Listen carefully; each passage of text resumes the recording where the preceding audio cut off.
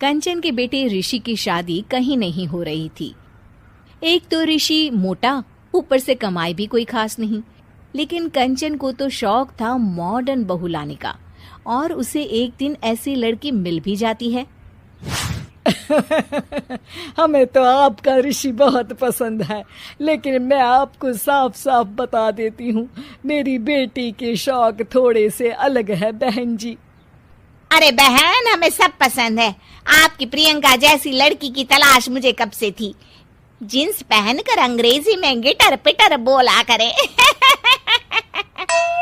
अरे बहन, जरा सुन तो लो, मेरी बेटी के शौक क्या क्या है। अरे नहीं नहीं बहन, बस लड़की को देख लिया तो सब कुछ देख लिया।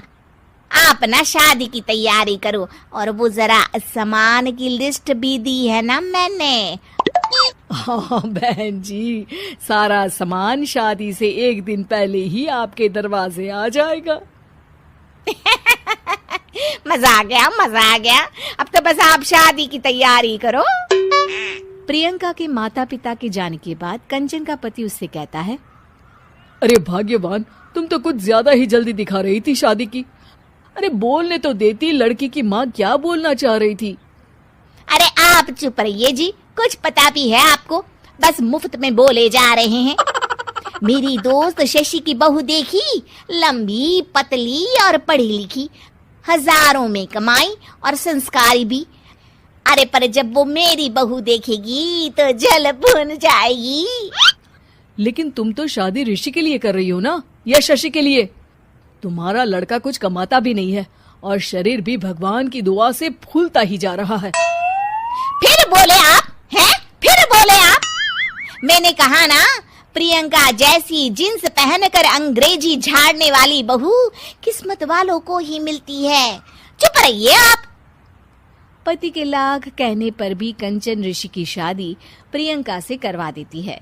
लेकिन प्रियंका जैसे ही घर में आती है, वैसे ही जोर जोर से चिल्लाकर नाचने लगती है। आज मेरे यार की शादी है, आज मेरे यार की शादी है। अरे नाचो मां नाचो। आज मेरे यार की शादी है। कंचन, उसका पति और ऋषि ये देखकर हैरान रह जाते हैं। लग रहा है बहू को शादी की बड़ी खुशी है। हाँ हाँ, बहू क्यों नहीं, हम भी नाचेंगे। अरे नाचो नाचो जी, मुंह क्या देख रहे हो, चलो चलो नाचो, बहू कह रही है। कंचन ये कहकर प्रियंका के साथ नाचने लगती है। ऋषि और उसके पिता वहां से चले जाते हैं। अगले दिन कंचन अपनी सहेलियों को प्रियंका से मिलवाने के लिए घर बुलाती है, जहाँ शशि भी आती है। अरे शशि, कैसी हो? मैं ना तुम्हें प्रियंका से मिलवाती हूँ। अरे सच में बहुत ही एडवांस सोच की लड़की है। कितने मॉडर्न ख्यालात है उसके, पता है तुम्हें? अरे हाँ कंचन, जरूर। बच्चों की शादी अच्छी ही होनी चाहिए, और वैसे भी तुझे तो शुरू से ही ऊंचे ख्याल की बहू चाहिए थी। तभी कंचन की सहेली कहती है, अरे कंचन, बुलाओ ना प्रियंका को, हम भी मिल ले। अरे बहू प्रियंका, जरा बाहर तो आना। कई बार आवाज देने के बाद भी प्रियंका बाहर नहीं आती है, तो कंचन को बुरा लग जाता है। वो उसे लेकर बाहर आती है, लेकिन ये क्या, प्रियंका लड़खड़ाती हुई बाहर आती है और उसके हाथ में शराब की बोतल होती है। हालांकि शराब पीना स्वास्थ्य के लिए हानिकारक होता है, और ये हमारी किडनी के लिए बहुत ही खतरनाक है। लेकिन कंचन की बहू प्रियंका पूरे नशे में होती है। अरे इतने सारे लोग। ये कहकर वो शशि के पास जाती है। आंटी जी, पत्ते खेलेंगी, पत्ते।